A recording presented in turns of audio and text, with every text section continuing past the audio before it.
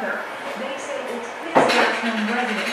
Police questioned daughter's mom and sister and removed several bags of evidence, including a Hi guys, got some footage here from our rally we went to today up in Olympia. Great little Second Amendment rally, and kind of got the highlights for you, so hopefully you enjoy it. Thanks. Harold Reynolds hammer right here. Works beautifully. Dang. Ah, that's a good sign. You like that? Shall not be infringed. Something for the kiddos, you know what I mean?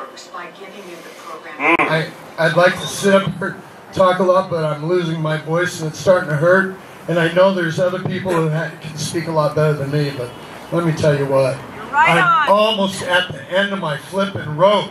And just to let these people here in Olympia know, leave my rights to hell alone. You are representatives. You are not lawmakers. We already have basic law. Thank you. My young daughter was a nurse up here in one of the ERs at Olympia the hospital. And she signed up and became a flight nurse. And she volunteered to go to Afghanistan as a flight nurse. And this summer, she called me on June 30th from Afghanistan. And she said, "Mom, there was an attack of green on blue." And I didn't know what that meant, so I'm going to tell you in case you don't know what green on blue is. Blue are our American soldiers. Green are the Afghan soldiers that we are training. Yeah. She said the green soldiers, the Afghans that we train, got a hold of machine guns, and they went into the barracks at night and shot up our soldiers. And she told me that she had 23 wounded American soldiers shot by the very Afghanistans that we trained. That's right. Calling out for medicine and pain reliever. And she was the only nurse on the plane. There's usually 5. And I told her, "Noelle, be strong. God's using you. You be strong." And all through the summer, there were attacks on the very people that we're training in Afghanistan, green on blue, which I don't understand why Benghazi was left helpless. That's right.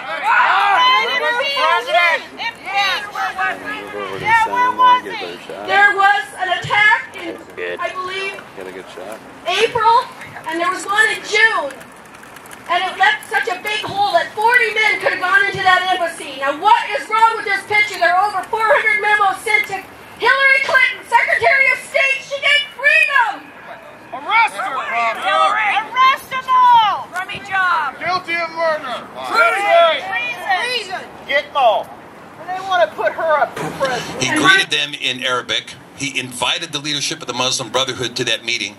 And at the end of that meeting, he told them in Arabic, "I am one of you." Now that's an interesting statement because the Muslim Brotherhood is an organization formed in 1928 whose goal is to reinstate the Ottoman Empire and to essentially assert Islamic jihad all over the world. Michelle Bachmann wrote a letter last year signed by 5 other senators demanding information from the National Intelligence Director as to why there were members of the Muslim Brotherhood in the White House. The Egyptian press 2 months ago released 6 names of high Muslim Brotherhood members that are working for the Obama administration, including Ali Khan, who is about to take the #1 spot in Homeland Security, or the #2 spot in Homeland Security. So the question is, when Obama said, "I am one of you," what did he mean? I am a Muslim? I am an Arab? Or I am Muslim Brotherhood? It's a question. But now let's see what the fruit of that poisonous tree is. After we agitated the events in Tunisia and caused the disruption and anarchy to break out in Tunisia, it spilled over into the nation of Libya. Libya had not been at war with the United States or had engaged in any terrorism against the United States since the Lockerbie bombing in the 80s. And in fact, they were trying to become a willing partner in the Partnership of Nations, had renounced their WMDs, and were opening social programs throughout Libya. This was insufficient for Obama, who began funding Al-Qaeda directly with American tax dollars. Now, Al-Qaeda, as you know, is on the American terrorist watch list, as is the Libyan Islamic Fighting Group, the LIFG, who was run by Belhaj, who was also funded by the United States, as was Sharia, who's run by Al-Qumu, who was also funded by the United States, as was Islamia Jihad, who the organization that was responsible, quote-unquote, for security in Benghazi, that was also funded by the United States. Now, how much funding went into this operation? 20,000 tons of arms were delivered to Al-Qaeda with American tax dollars. Now, my friends, that is an act of overt treason. You are aiding and abetting known enemies of the United States at times of war. What was the result of funding Sharia, Islamic Jihad, Islamia Jihad, the Libyan Islamic Fighting Group, and Sharia? The end result was they assassinated and attacked the equivalent of a 4-star general, Ambassador Chris Stevens. And during that attack lasted for 7 hours. There was a drone overhead immediately. The White House Situation Room watched the attack happen, and 3 separate times, Obama ordered Americans to stand down and not defend the ambassador. That's right. He ordered the CIA to stand down, he ordered General Ham to stand the Army down, and he ordered Admiral Gouet to stand the Navy down. There was the C-130 less than an hour away. He refused to deploy it. So who is responsible for the death of Ambassador Stevens, and why did he die? Hillary! Well, guess what? Guess where those weapons are. And what kind of weapons are we talking about? How about 20,000 shoulder-held missiles capable of taking down commercial jet airliners? Those will be operative for the next 20 years in the hands of Al-Qaeda. They've made their way into the Gaza Strip in the hands of Hamas. They've made their way into Syria. In fact, on the American tax dollar, we imported Al-Qumu and 60 members of Al-Qaeda into Syria to do agitation on our behalf in Syria, which, by the way, is an international war crime. Now, the reason I'm bringing this up is because you didn't see Mr. Obama asking for a background check on Al-Qaeda, did you? No! There was no background check. There was no psychiatric check. He just sent 20,000 tons of highly volatile weapons to known enemies of the United States, and then he comes back to us and says, you disarm. That's right. Here's what I say to Mr. Obama. You disarm. We're not going to disarm. You disarm.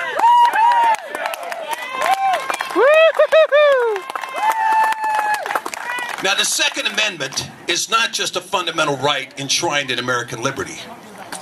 It is essential Americanism. That's right. If you weren't born in America, like Mr. Obama, you don't understand things essentially American. One wonders if he ever played baseball or ate apple pie. It is a fact that he does not understand the Second Amendment. The Second Amendment, what is so critical about the Second Amendment is this. We are the last bastion of sovereignty of the people on earth. There is no other place you're going to go. Come on, name to me the country where you can go, where you have sovereignty of the people, whose constitution begins with we the people, whose government is expressly designed to govern at the consent of the people, on behalf of the people, government of the people, by the people, and for the people. That's right. Lincoln said that government shall not perish from the United States, shall not perish from this earth, but it will only not perish when we stand vigilant before it. Right. Now, an attack on the Second Amendment is in itself an act of treason. That's right. It's an act of treason for a legislature to say, we're thinking about taking away your Second Amendment rights. That's treason. Yeah. How dare you come to American people and say, I'm going to walk right on your most fundamental right that protects you from the rise of tyranny. How dare you? It doesn't happen. And so the reality is this. We're now at a point, and I think the tide has turned, frankly, this tyrant wannabe who signed 9,000 executive orders, a federal court finally said, hey, guess what? Your appointments are illegal. You know, the federal court, John Roberts, should have told Obama that his health care was illegal. But in a conspicuous act of cowardice, he backed down. Now he needs to step down. Leave the bench, John Roberts, and leave it in shame knowing that you walked away from your country. And so I can tell you that where the Second Amendment is concerned and where the right to bear arms is concerned, let's have a good discussion, shall we? The AR-15, the 223, it's a great piece. Very accurate, 2,300 feet per second. No recoil. People say, why do you need a 30-round clip? Okay, let's take a look at this. If you have one guy come into your house and he breaks in and you want to shoot back, okay, maybe you can do it with 4 or 5 rounds if you're a good shot. What if you miss? You might need more. What if it's more than one? That's right. And that's an issue. You know, when you talk about taking away firearms, who are the first people that get hurt? Well, number one is a young woman who's being stalked by a guy who has no respect for the law. You know, you got a young woman who's 5'2", 90 pounds soaking wet, and she's got a boyfriend who's 6'1", 225. And he doesn't like the fact that she's breaking up with him. You know what?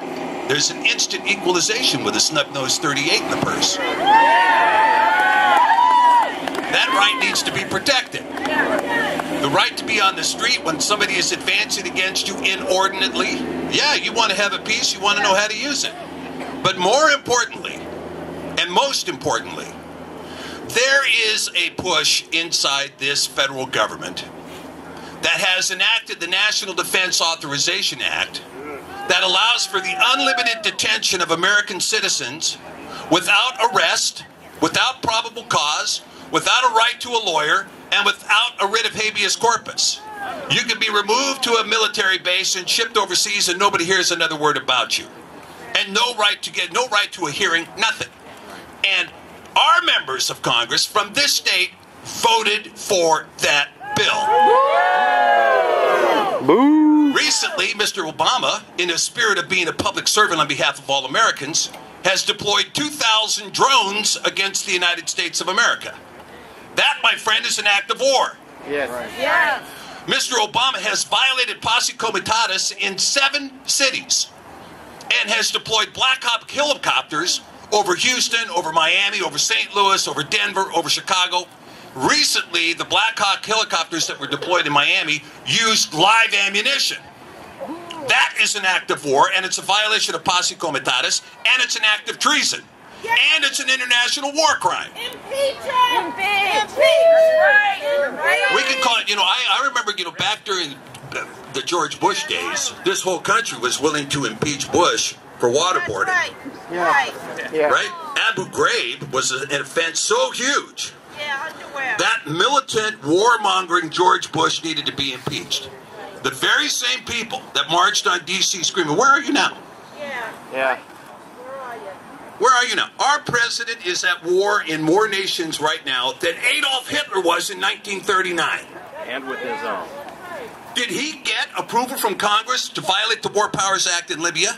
No. He got Tunisia? no pride. No. Egypt? No. Somalia? No. Sudan? No. Yemen? No. Bahrain? No. Syria? No. Jordan? No. Molly. Turkey.